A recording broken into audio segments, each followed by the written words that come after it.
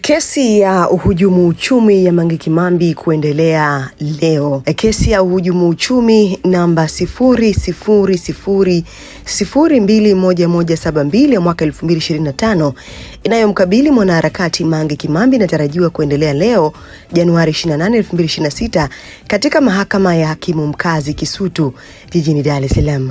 Awali kesi hiyo ilitajwa mahakamani hapo Disemba 4, 2025 mbele ya hakimu mkazi mwandamizi Hassan Makube, ambapo upande wa jamhuri ulieleza mahakama kuwa upelelezi bado, hivyo ukaomba shauri kupangiwa tarehe nyingine. Mange Kimambi anakabiliwa na mashtaka ya utakatishaji wa fedha kiasi cha shilingi milioni 138.5 ambapo inadaiwa kuwa kati ya Machi 1 na Machi 31, 2022 katika maeneo mbalimbali ya Dar es Salaam, Mange Kimambi alijipatia fedha hizo akifahamu kuwa ni zao la uhalifu. Inadaiwa pia alizipata fedha hizo kwa kufanya kazi ya uandishi wa habari bila kibali pamoja na kuzidai kwa vitisho.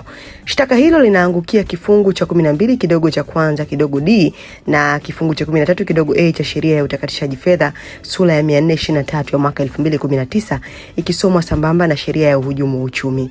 Asubuhi ya Disemba 2, 2025, video iliyosambaa kwenye mitandao ya kijamii ilimuonyesha Mange Kimambi akithibitisha kuwa amepokea taarifa kuhusu kufunguliwa kwa kesi hiyo, akidai kuwa serikali ya Tanzania imedhamiria kumrejesha nchini.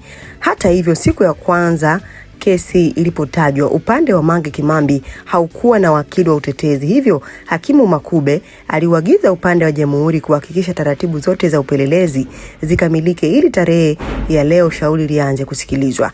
Ni kawaida kwa wanaharakati kuwa na wakili anayemtetea. Swali ni je, Mange Kimambi atakuwa na wakili siku ya leo? Hii ni VOT Media, nini maoni yako? Sisi hakika tumechangamka.